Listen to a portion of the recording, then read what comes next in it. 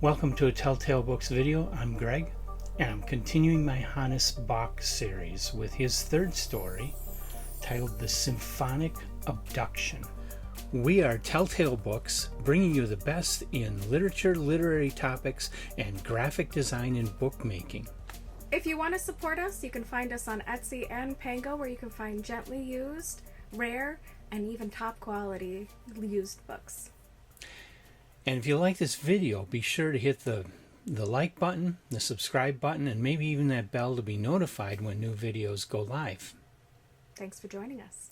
These early Hannes Bach stories were all published in his friend Ray Bradbury's Futuria Fantasia fanzine, where Hannes Bach, who is best known as an illustrator, also provided a lot of illustrations, mostly just line art because of the mimeograph machine that Bradbury was using to produce with. He couldn't do halftones, but did a lot of illustrations for it and provided some short stories for Futuria Fantasia.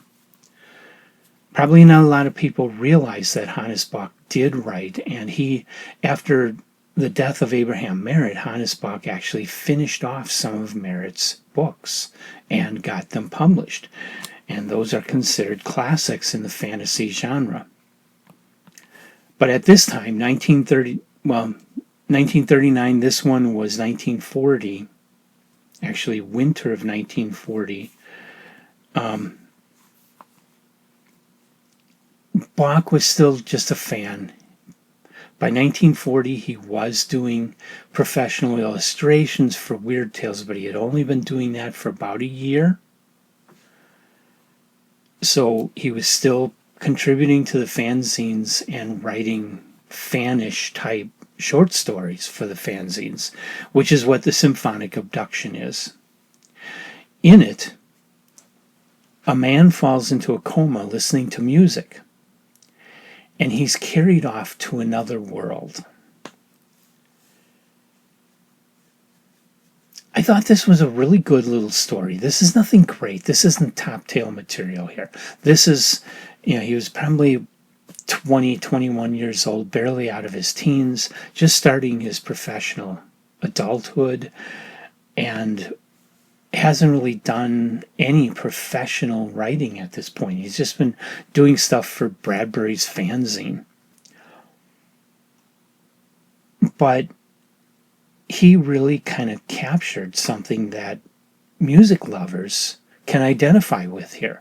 I can identify with the idea of with that feeling of having music on and closing my eyes and really concentrating on that music and having it take me off into my imagination.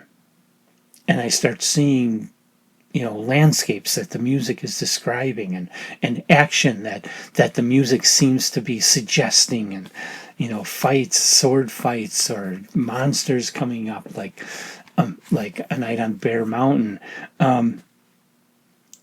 You start to see these things, and you start to really feel the music, and it goes all through you. It kind of takes you over. Though it never put me into a coma. Okay, that's where Bach takes a little bit farther. It's a very imaginative, sensual, and decadent kind of story. I thought it was good. It shows a lot of potential for Bach as a writer, which unfortunately, like I say, aside from doing a tiny bit of professional writing, he mostly focused on illustration.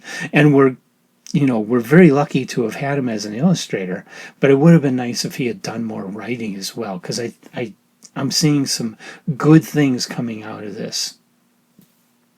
And I'm enjoying it, even though it's amateur fan fiction.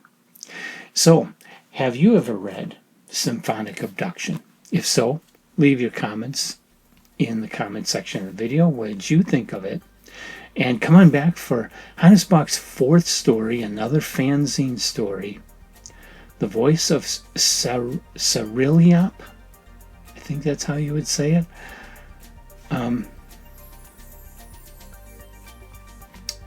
Come on back for that, and I'm going to go through Hannes Bach's complete bibliography if I can get a hold of it all.